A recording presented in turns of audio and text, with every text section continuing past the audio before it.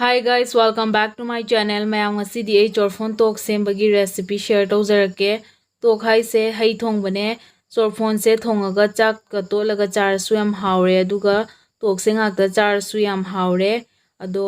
chak chaba khotpa loiraga chorphon tok se hai thongba se chargadi akhoina chakiba khotkiba singdo tumbada mateng yam pange ado hojik chorphon se ahambada phajana chamthokjare aduga chorphon se ꯑꯩꯈꯣꯏꯒꯤ ꯁꯣꯏꯅꯤꯡꯕ ꯄꯤꯁꯇ ꯑꯗꯨꯝ ꯁꯣꯏꯕꯤꯕ ꯌꯥꯒꯅꯤ ꯃꯀꯛ ꯃꯀꯛ ꯁꯣꯏꯔꯒꯁꯨ ꯅꯠꯇ꯭ꯔꯒꯅ ꯄꯥꯛ ꯄꯥꯛꯅ ꯁꯨꯃꯥꯏꯅ ꯑꯗꯨꯝ ꯁꯣꯏꯕ ꯄꯥꯝꯕꯤꯕꯁꯤꯡꯗꯣ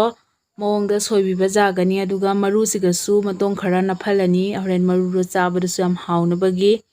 ꯑꯗꯣ ꯁꯨꯃꯥꯏꯅ ꯁꯣꯏꯖꯔꯅꯤ ꯑꯗꯣ ꯃꯊꯪ ꯃꯊꯪ ꯎꯠꯆꯔꯛꯀꯦ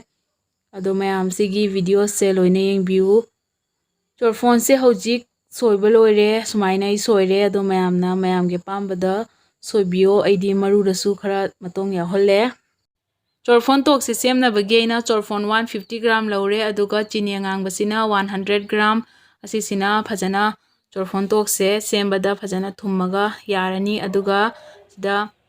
ꯄꯥꯁꯄꯨꯔꯟꯁꯤꯅ ꯇꯦꯕꯜ ꯁ꯭ꯄꯨꯟ ꯑꯃ ꯃꯣꯔꯣꯛ ꯑꯀꯪꯕꯁꯤꯅ ꯑꯅꯤꯈꯛ ꯁꯥꯡꯅ ꯑꯗꯨꯝ ꯊꯝꯃꯦ ꯑꯗꯨꯒ ꯑꯅꯤꯈꯛ ꯑꯃꯅ ꯃꯀꯛ ꯃꯀꯛ ꯊꯥꯗꯠꯂꯦ ꯑꯗꯣ ꯁꯤꯁꯤꯡꯁꯤꯅ ꯆꯣꯔꯐꯣꯟ ꯇꯣꯛꯁꯦ ꯊꯣꯡꯖꯔꯛꯑꯅꯤ ꯈꯥꯡ ꯁꯥꯔꯦ ꯍꯧꯖꯤꯛꯁꯤꯗ ꯊꯥꯎ ꯍꯥꯞꯄꯅꯤ ꯊꯥꯎꯁꯤꯗꯤ ꯑꯩ ꯃꯁꯇꯔꯗ ꯑꯣꯏꯜ ꯑꯣꯏꯅ ꯁꯤꯖꯤꯟꯅꯔꯦ ꯑꯗꯣ ꯃꯌꯥꯝꯅ ꯌꯨꯝꯗ ꯁꯤꯖꯤꯟꯅꯕ ꯀꯨꯀꯤꯡ ꯑꯣꯏꯜ ꯃꯌꯥꯝꯅ ꯁꯤꯖꯤꯟꯅꯕꯗꯣ ꯑꯗꯣ ꯍꯥꯞꯄꯤꯌꯨ ꯍꯧꯖꯤꯛꯁꯦ ꯊꯥꯎꯁꯦ ꯐꯖꯅ ꯁꯥꯔꯦ ꯍꯧꯖꯤꯛꯁꯤꯗ ꯉꯁꯥꯏꯒꯤ ꯄꯥꯁꯄꯨꯔꯟꯗꯣ ꯍꯥꯞꯆꯜꯂꯦ ꯄꯥꯁꯄꯨꯔꯟꯁꯦ ꯍꯥꯞꯄꯒ ꯃꯩꯁꯦ ꯂꯣ ꯇꯧꯔꯒ ꯊꯝꯃꯦ ꯑꯗꯨꯒ ꯁꯤꯁꯦ ꯉꯥꯏꯍꯥꯛꯇꯪ ꯑꯣꯟꯊꯣꯛ ꯑꯣꯟꯁꯤꯟ ꯇꯧꯔꯒ ꯄꯥꯁꯄꯨꯔꯟꯁꯦ ꯉꯥꯏꯍꯥꯛ ꯐꯖꯅ ꯃꯆꯨꯁꯦ ꯑꯣꯟꯁꯤꯜꯂꯛꯄ ꯐꯥꯎ ꯉꯧꯔꯅꯤ ꯄꯥꯁꯄꯨꯔꯟꯁꯦ ꯃꯆꯨ ꯈꯛꯇꯪ ꯑꯣꯟꯁꯤꯜꯂꯛꯄꯒ ꯍꯩꯁꯦ ꯍꯥꯞꯆꯜꯂꯅꯤ ꯑꯗꯨꯒ ꯁꯦ ꯍꯧꯖꯤꯛ ꯃꯤꯗꯤꯌꯝ ꯐ꯭ꯂꯦꯝꯗ ꯊꯝꯃꯒ ꯃꯤꯅꯤꯠ 3 ꯉꯧꯗꯣꯏꯅꯦ ꯑꯗꯣ ꯁꯤꯁꯦ ꯍꯩꯁꯦ ꯍꯥꯟꯅ ꯐꯖꯅ ꯃꯤꯛꯁ ꯇꯧꯔꯅꯤ ꯑꯗꯨꯒ ꯃꯤꯗꯤꯌꯝ ꯐ꯭ꯂꯦꯝꯗ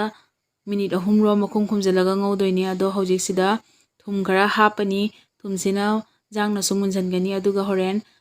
ꯑꯁꯤꯟꯕꯁꯤꯒ ꯍꯣꯔꯦꯟ ꯑꯊꯨꯝꯕꯗꯣ ꯍꯥꯞꯄꯗꯣ ꯕꯦꯂꯦꯟꯁ ꯑꯣꯏꯅꯕꯒꯤ ꯊꯨꯝ ꯈꯔ ꯆꯥꯏꯖꯔꯅꯤ ꯑꯗꯨꯒ ꯁꯦ ꯍꯧꯖꯤꯛ ꯐꯖꯅ ꯃꯤꯛꯁ ꯇꯧꯔꯅꯤ ꯃꯊꯪ ꯃꯊꯪ ꯃꯌꯥꯝ ꯚꯤꯗꯤꯑꯣꯁꯦ ꯂꯣꯏꯅ ꯌꯦꯡꯕꯤꯌꯨ ꯇꯣꯛꯁꯦ ꯌꯥꯝ ꯍꯥꯎꯕ ꯇꯣꯛꯅꯦ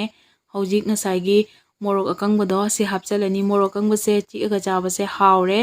ꯑꯗꯣ ꯃꯌꯥꯝꯅ ꯀꯩꯒꯨꯝꯕ ꯄꯥꯝꯕꯤꯗ꯭ꯔꯒꯗꯤ ꯁꯦ ꯁ꯭ꯀꯤꯞ ꯇꯧꯔꯁꯨ ꯌꯥꯏ ꯑꯗꯨꯒ ꯍꯧꯖꯤꯛꯁꯦ ꯃꯈꯨꯝ ꯈꯨꯝꯖꯤꯜꯂꯅꯤ ꯑꯗꯨꯒ ꯃꯤꯅꯤꯠ 3 ꯊꯝꯃꯅꯤ ꯃꯊꯪ ꯃꯊꯪꯗ ꯎꯠꯆꯔꯛꯀꯦ ꯃꯈꯨꯝ ꯈꯨꯝꯖꯤꯜꯂꯒ ꯃꯤꯅꯤꯠ 3 ꯉꯧꯖꯔꯦ ꯍꯧꯖꯤꯛ ꯃꯈꯨꯝ ꯍꯥꯡꯗꯣꯛꯑꯦ ꯑꯗꯨꯒ ꯁꯦ ꯃꯤꯛꯁ ꯇꯧꯔꯦ ꯑꯗꯨꯒ ꯁꯦ ꯆꯣꯔꯐꯣꯟꯁꯤꯁꯨ ꯃꯨꯟꯖꯜꯂꯛꯑꯦ ꯐꯖꯅ ꯍꯧꯖꯤꯛꯁꯤꯒ ꯌꯥꯏꯈꯪ ꯍꯥꯞ ꯇꯦꯕꯜ ꯁ꯭ꯄꯨꯟ ꯍꯥꯞꯄꯅꯤ जीरा हाफ टेबल स्पून हापनी कश्मीरी लाल मिर्चे टेबल स्पून अमा हापनी अदो सिसे खरा लिअनलसु जाय अदो कश्मीरी लाल मिर्ची मचू फजनबने कछु सादे मसला सिंगसे हौजिक फजना मिक्स तौरनी मिक्स तौरगा सिदा हौजिक चिनिंगांग हापचलनी अदो चिनिंगांग हापसे मैसे लो तौरगा थम्मनी अदुगा चिनिंगांग बसे हापगा मखुम खुमजलगा लो फ्लेम दा मिनिट अमा चिनी से फजना मेल्ट होइरकपा ngairani चिनी सिगा मसला सिंगसिगा अमुतंग फजना मिक्स तौबा लोरगा हौजिक से मखुम खुमजनजरनी मिनिट अमा मखुम खुमजलगा लो फ्लेम दा चिनी से फजना मेल्ट होइहल्ले हौजिक से सुमाइना खबैना अमुतंग मिक्स तौजरनी अदुगा मई से अमुतंग फजना हाई फ्लेम ओइरगा चिनी से फजना सौगललगा हौजिक सिगा इसिंग ग्लास अमा हापजरनी अदुगा सि मिक्स तौरगा मिनिट 5 रोम सौहलगा यारनी अदो हौजिक से मिक्स तौजरनी अदुगा मथंग मथंग दा उच्चरके मखुम खुमजलगा हौजिक मिनिट 5 सौहनजरगे मखुम खुमजलगा हाई फ्लेम दा मिनिट 5 सौहल्ले हौजिक मही से सुमाइना तौरे अदो हौजिक मिनिट 5 सौहलगा मही से हौजिक हई थोंगबसे चाबा यारे